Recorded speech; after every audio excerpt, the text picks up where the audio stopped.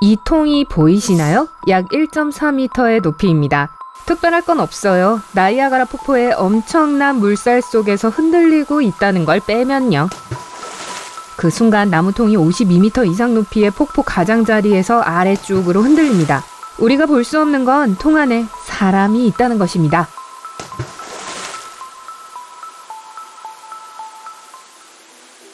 애니 에드슨 테일러는 8명의 아이를 둔 가정에서 태어났습니다. 아버지는 밀가루 공장 주인이었어요. 애니가 12살이었을 때 세상을 떠났지만 가족들이 편안하게 살 수 있도록 충분한 돈을 남겨두었습니다. 그래서 애니가 학교 교사가 되기로 결심했을 때 그걸 막을 수 있는 건 아무것도 없었습니다.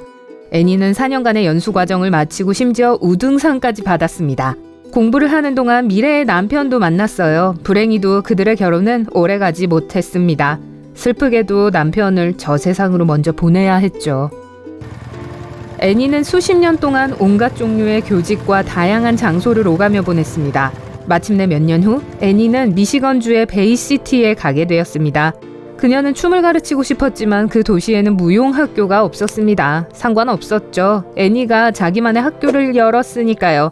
1900년 그녀는 음악을 가르치기 위해 솔트 세인트 메리시로 이사했습니다. 그 후 텍사스의 샌 안토니오를 여행했고 심지어 일을 찾기 위해 멕시코 시티도 방문했습니다. 이 모든 게 실패한 후 그녀는 베이시티로 돌아왔습니다. 그 모든 여행은 즐거웠지만 이제 애니에겐 돈도 가진 것도 거의 없었습니다. 그녀에겐 더 이상 일할 수 없을 때를 대비해 은행 계좌에 돈을 모을 방법이 필요했습니다. 어느 날 그녀는 나이아가라 폭포 하류에서 위험한 급류를 타는 무모한 사람들에 대한 신문기사를 읽었습니다. 그리고 한 가지 생각이 떠올랐습니다. 그녀는 생각했죠. 내가 한술 더 떠서 아예 폭포 위에서 뛰어내리면 어떨까? 살아남으면 난 유명해질 거야. 사실 애니는 자신이 살아서 그 모험에서 벗어날 수 있을 거라고 확신하고 있었습니다. 그녀는 유난히 결단력 있고 낙관적인 사람이었어요. 그래서 계획을 실행에 옮기면서 즉시 일을 시작하게 됩니다. 애니는 자신이 어떤 보호장치도 없이 추락에서 살아남을 수 있을 거라고 믿을 만큼 순진하지는 않았어요. 그래서 주문 제작한 피클통을 사용하기로 했습니다. 그녀는 직접 그 통을 디자인했어요. 먼저 도면을 스케치하고 카드보드지로 원형을 만들었습니다. 그리고 나서 통에 사용할 나무 조각을 손으로 직접 골랐습니다. 음료수 통을 생산하는 한 지역 회사가 통을 만들 때와 같은 나무를 사용했죠. 이 통은 높이가 1.5m, 폭이 1m나 되는 컨테이너로 화이트 오크 나무로 만들어졌으며 무게는 약 72kg이었습니다. 넓은 금속골이 10개로 고정되어 있었어요. 통 안에는 애니가 튀어나가는 걸 막아줄 가죽끈이 달려있었고 넘어질 때의 충격을 완화할 수 있는 매트리스가 있었습니다. 90kg짜리 거대한 금속 장치도 통 바닥에 놓여서 균형을 잡아주는 역할을 했습니다. 통은 똑바로 선 상태를 유지해야 했거든요. 곧 쇼를 위한 모든 것이 준비되었습니다. 애니는 자신의 63번째 생일인 1901년 10월 24일에 이 공연을 하기로 했어요. 이유는 모르겠지만 기자들에게는 자신이 40대라고 말했습니다. 그녀의 급강하를 도와야 할 사람들은 회의적이었어요. 쇼가 열려야 했던 날에도 그 행사는 여러 번 연기되었습니다. 조수들은 일이 잘못되면 자기 탓이 될까봐 걱정했어요. 하지만 마침내 오후 4시쯤 통은 노젓는 보트에 실렸고 애니는 안으로 올라갔습니다.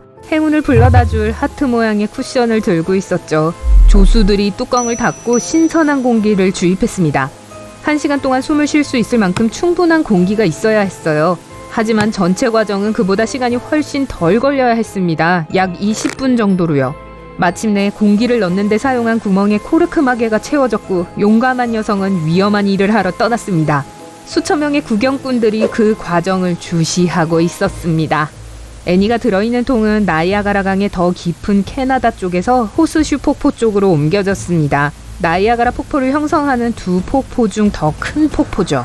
고트섬 근처에서 통은 물 위에 올랐고 거대한 나이아가라 폭포 쪽으로 떠내려가기 시작했습니다. 애니가 긴장했냐고요? 당연하죠. 긴장이라는 말은 아주 절제된 표현일 거예요. 그녀의 심장은 마구 뛰고 있었고 호흡도 가빠지고 있었어요. 아주 빨랐죠. 손과 발이 차가웠고 손바닥에선 땀이 났습니다. 나무통 안에 있는 공기가 충분하지 않은 것 같았어요. 하지만 애니는 용기를 갖기로 했습니다.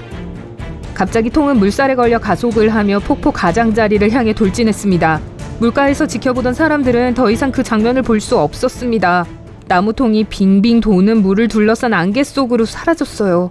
그녀는 자신의 연약한 쉼터 안에서 폭포의 굉음을 듣고 있었습니다. 폭포는 점점 더 커지고 있었어요. 가장자리에서 기괴한 고요의 순간이 흘렀고 그 통은 파리의 개선문보다 더 높은 곳에서 곤두박질 쳤습니다. 추락은 애니가 예상했던 것보다 짧았습니다. 불과 몇 초 후 그녀의 배는 수면에 부딪혀 물속으로 들어갔습니다. 통은 마구 돌면서 나무가지처럼 이리저리 움직였어요. 잠시 후 나무통이 다시 물 위로 나타났습니다. 통은 온전한 상태였지만 이미 물이 스며들기 시작하고 있었어요. 잠시 하류로 떠내려가던 통은 강가의 바위에 멈춰섰습니다. 애니의 조수들이 즉시 그 옆으로 다가갔습니다. 걱정하던 사람들은 뚜껑을 뜯었어요. 멍이 들고 뱃멀미를 하며 물에 젖은 베개를 움켜쥔 애니가 사람들을 보고 있었습니다. 구조대원 중 한 명은 그녀가 살아있는 것을 보고 큰 충격을 받아 메가폰을 잡고 관중들에게 이 소식을 외쳤습니다. 근처에 있던 관광보트인 안개 아가시오는 성공을 축하하기 위해 경적을 울렸습니다. 애니는 나중에 자신이 추락 직후 단 한 번 의식을 잃었다고 말했습니다.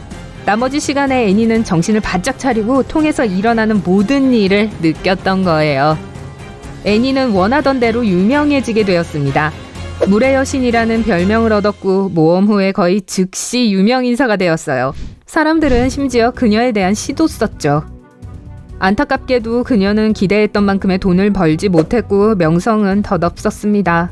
애니는 회고록을 쓰고 나이아가라 폭포 근처에서 책을 팔려고 했어요. 하지만 그녀의 매니저가 그녀의 통을 훔쳐 사라졌습니다.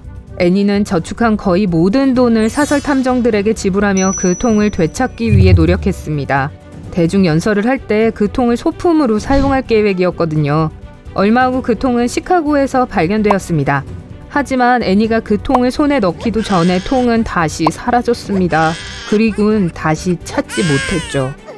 애니가 할 수 있는 유일한 일은 기념품 판매대에서 사진을 찍어주며 포즈를 취하는 것이었어요.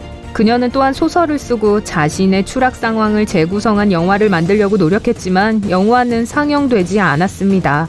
1906년 그녀는 폭포에 다시 뛰어들 수도 있다고까지 했지만 그런 일은 일어나지 않았습니다. 애니의 모험 이후로 몇 년 후 캐나다와 뉴욕 당국은 특별법을 도입했습니다. 이 학교 선생님의 대담한 행동을 무모한 사람들이 따라하는 걸 막아야 했어요. 하지만 사람들이 이 모험을 시도하고 엄청난 벌금을 내는 일을 막지는 못했습니다. 감히 말하건대 통에 든 원숭이보다 더 재미있었을 것 같네요. 헤헤헤.